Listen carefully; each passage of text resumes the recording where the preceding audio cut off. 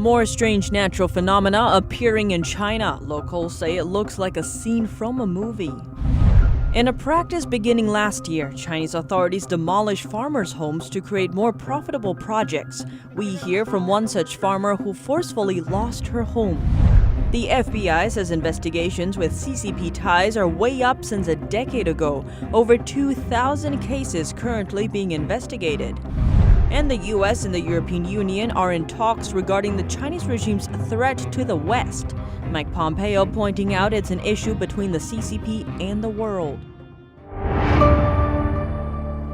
Welcome to China in Focus. I'm Tiffany Meyer. Unusual natural phenomena seem to appear more and more in China. We recently reported on oddly shaped hailstones that rained down on Beijing.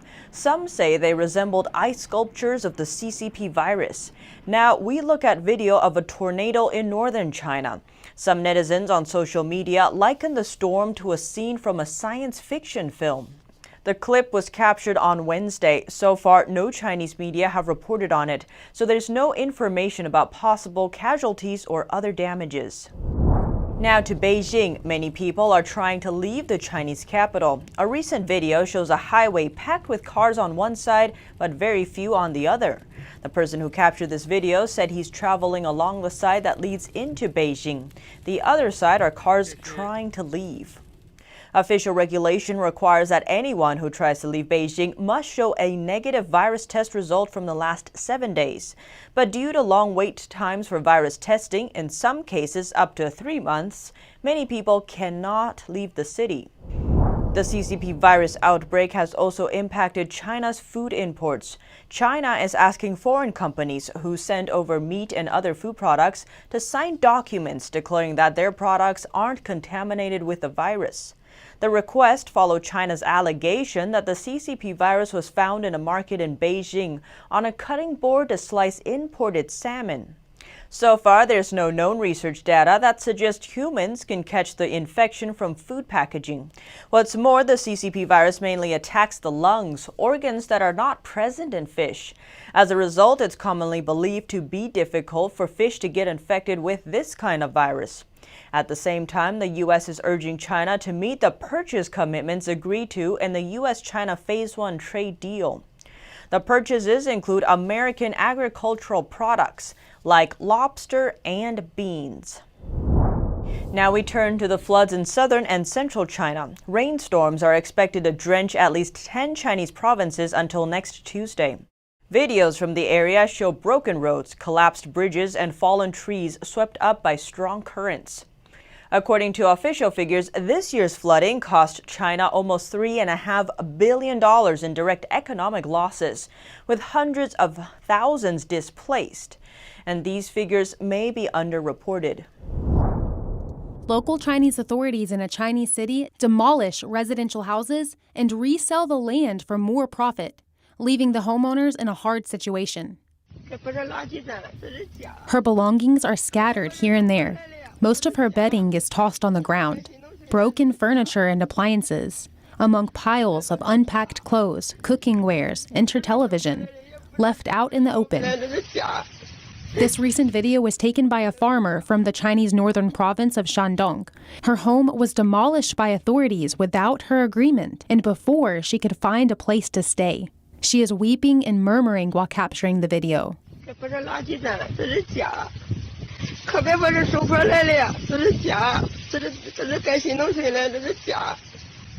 This is not a single case. It is the result of a policy called village merger in the province that started last year. Farmers' houses are demolished, existing villages are merged, and farmers move into apartment buildings. Farmers have strong opinions against the policy because it poses heavy financial burden on their households, and the merger will fundamentally change their way of life in rural areas.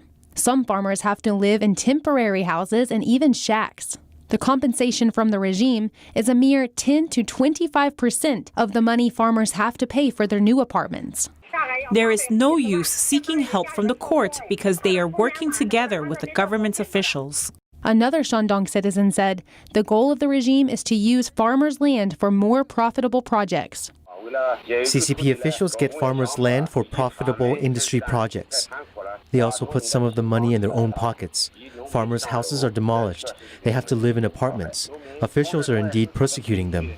Forced house demolishing has been going on for years all over China and is causing huge conflicts between people and the authorities.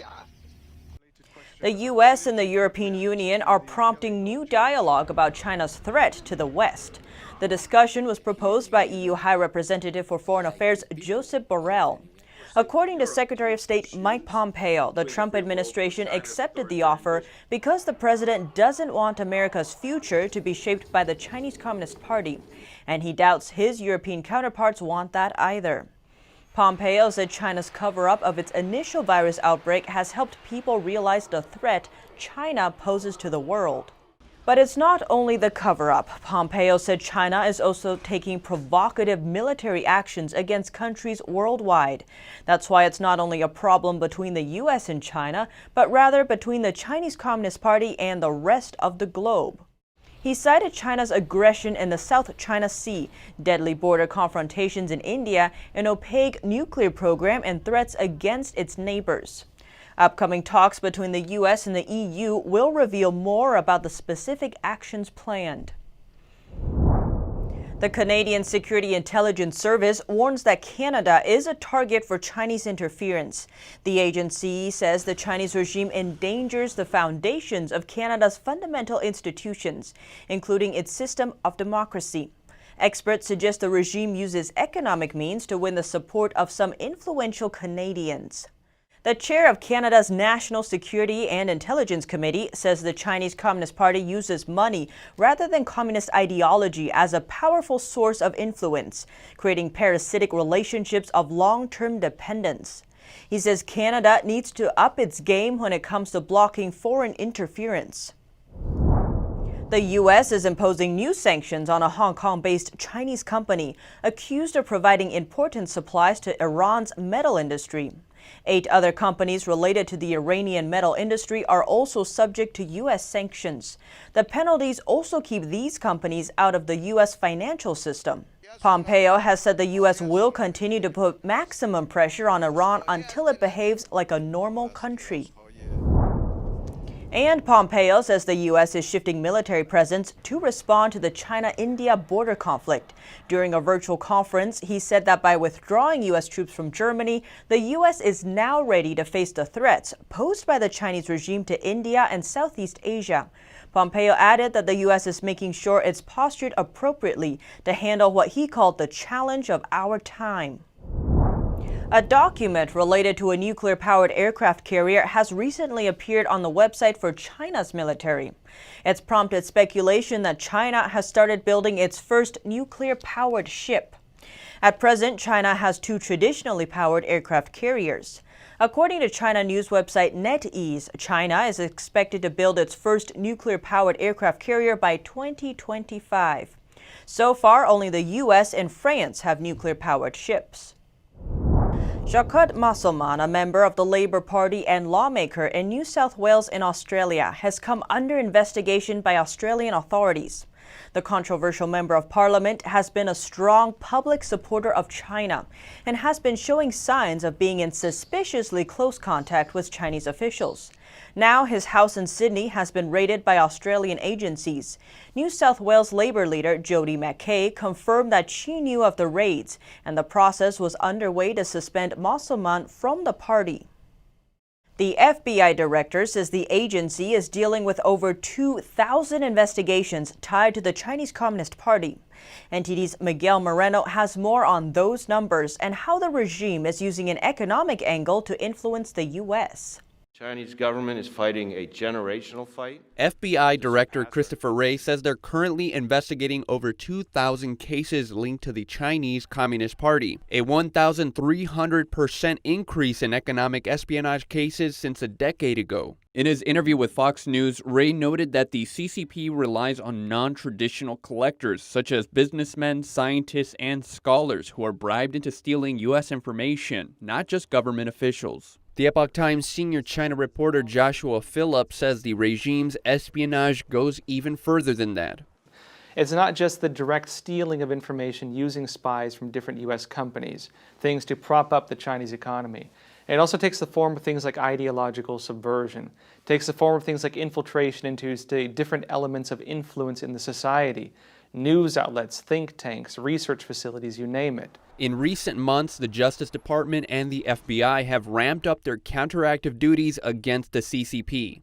A review of DOJ press releases by the Epoch Times shows that it brought more indictments related to Chinese infiltration since 2019 than during the entire 8 years of the Obama administration. Ray called China the most comprehensive threat to American innovation, economic security, and democratic ideas. Philip says it's an accurate statement.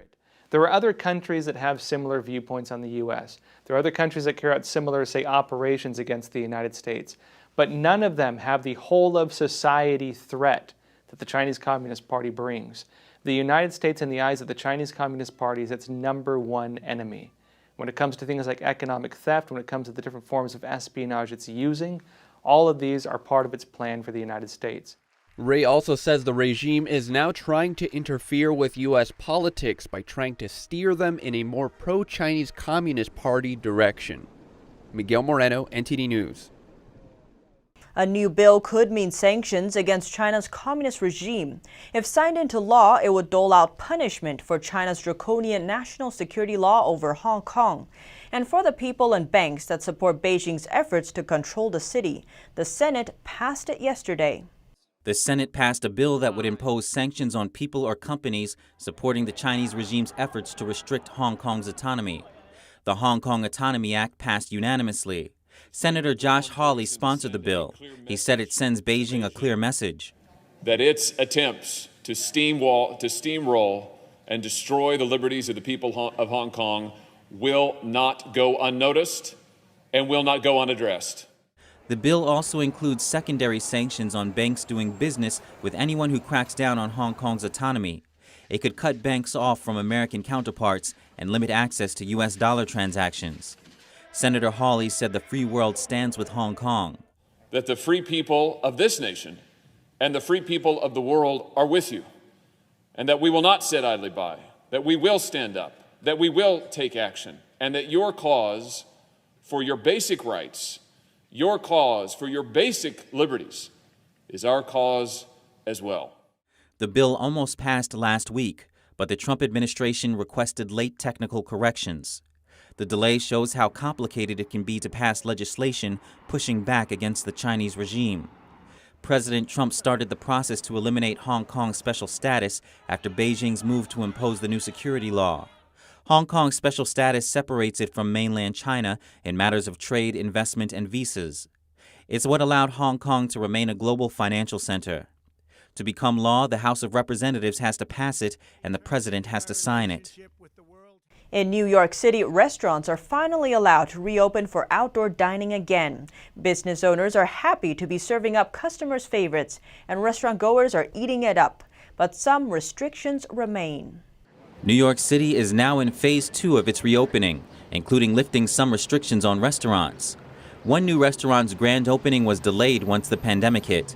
The owners can finally welcome customers now, but must follow the outdoor dining-only guidelines. And there's not a whole lot of guidance, but we were able to instantly get approval to have the outdoor seating. So we know they have to be 6 feet apart, chair to chair. Groups of up to 10 can be together. Restaurants with the proper permit can now use sidewalks, roadways, backyards, and other outdoor spaces to keep customers apart as they eat.